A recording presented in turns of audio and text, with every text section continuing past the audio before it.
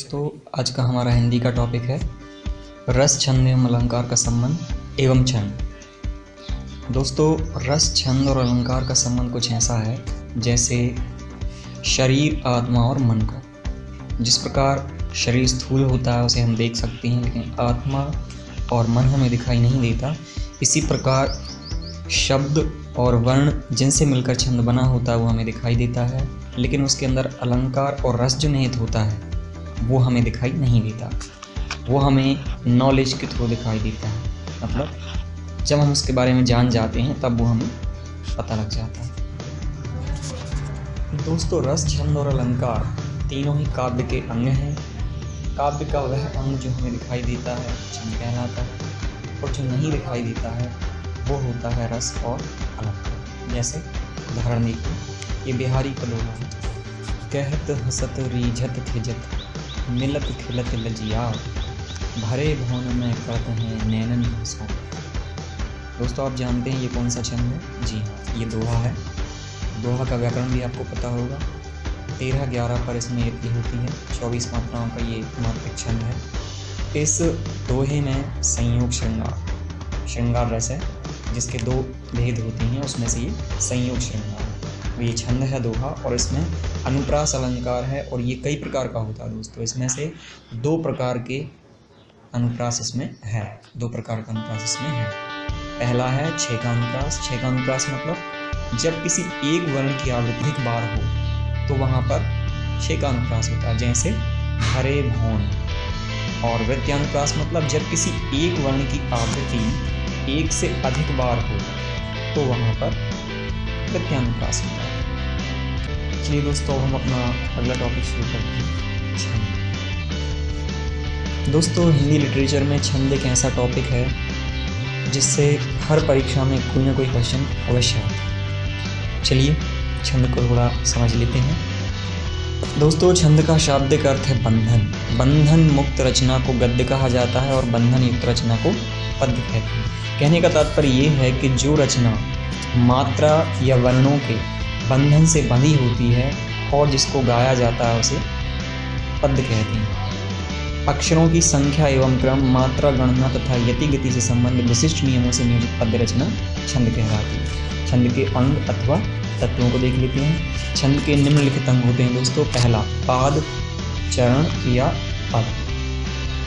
दोस्तों, प्रत्येक छंद में कोई ना कोई पंक्ति मतलब लाइन जिनको हम कहते हैं उसे पंक्ति कहा जाता है हिंदी में, और पंक्ति के जो टुकड़े होते हैं वो पाद या चरण कहलाते हैं। इसमें मैंने बताया है कि पंक्ति पढ़ते समय जहाँ हम विराम लेते हैं वहाँ एक पाद या चरण पूरा हो जाता है। दूसरा इसका अंग है मात्रा और वर्ण। मात्रा 2 प्रकार की होती हैं दोस्तों, ह्रस्व और दीर्घ, और वर्ण भी 2 प्रकार के होते हैं, लघु और गुरु। तीसरा अंग है इसका संख्या और क्रम।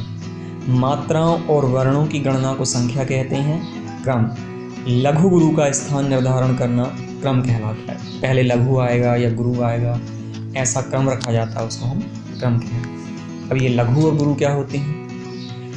लघु और गुरु का मतलब होता है वर्णों से। इसको मैं आगे आपको समझाऊंगा। लघु का मतलब होता है जिस वर्ण में कोई मात्रा न हो या ह्रस्व मात्रा हो, मतलब छोटी मात्रा हो, वो वर्ण लघु कहलाता है, और जिसमें दीर्घ मात्रा होती है वो गुरु हो जाता है। अब आते हैं गण। गणों का उपयोग वार्णिक छंदों में होता है दोस्तों। लघु गुरु के क्रम से 3 वर्णों का समूह गण कहलाता है। गणों की संख्या 8 है। सभी गणों को इस सूत्र से याद रखा जा सकता है। ये सूत्र है यमा, तारा, जभान, सलग। यहाँ पर मैंने एक चार्ट बना दिया है दोस्तों, इससे आप समझ सकते हो। यगण। यगण कौन सा होता है दोस्तों? जिसमें 5 मात्राएं होती हैं। यहाँ पर मैंने साइन दिया है लघु, गुरु और गुरु। इसको हम ऐसे समझ सकते हैं, यगण को या माता, ये जो लाल अक्षरों में मैंने लिखा है या माता, इसमें हम 3-3 अक्षरों को, उसके बाद पहला अक्षर छोड़ के 3 को लेते जाएंगे, जैसे या माता, मातारा, ताराज, राज, ऐसा करके चलते जाएंगे। तो या माता, या इसमें लघु है, माँ इसमें गुरु है, और ता भी इसमें गुरु है, क्योंकि इनमें दोनों में दीर्घ मात्राएं लगी हुई हैं। इसकी पहचान क्या है? इसके आदि में लघु, यानी कि इसकी शुरुआत में लघु आता है। जैसे हमारा में हा लघु वर्ण है, माँ और रा दोनों गुरु वर्ण। दूसरा गण है मगण, इसमें 6 मात्राएं होती हैं। दोस्तों मात्रा और वर्ण में अंतर है। मात्रा लघु, मात्रा ह्रस्व और दीर्घ होती है, ठीक है ना। तो जैसे 3 गुरु हो जाएंगे तो मात्राएं इसमें कितनी हो जाएंगी, 6, और 3 लघु हो जाएंगे तो मात्राएं कितनी रहेंगी, 3। ऐसे अगला है मातारा, इसमें तीनों वर्ण गुरु रहते हैं, जैसे आज़ादी।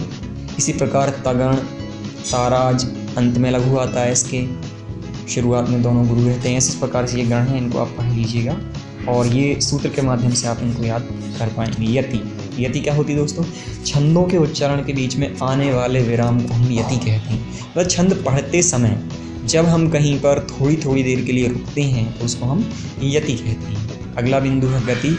उच्चारण के प्रवाह अथवा लय को गति कहते हैं। जिस स्पीड से हम किसी छंद को पढ़ते या गाते हैं उसको हम गति कहते हैं, इसको स्पीड कहते हैं दोस्तों। तो छंद के चरणों के अंत में वर्णों की जो आवृत्ति या शब्दों की जो आवृत्ति होती है उसको हम तुक कहते हैं। जैसे अभी मैंने आपको ऊपर एक दोहा बताया था, मिलत खिलत लजियात नैनन हिंसों बात। लजियात बात, ये इसमें तुक है। अब वर्णों को देख लेते हैं दोस्तों।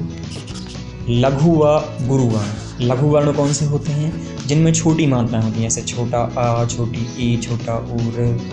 नीचे ये मात्राएं लगा कर बताई गई हैं। आ की मात्रा दोस्तों दिखाई नहीं देती है।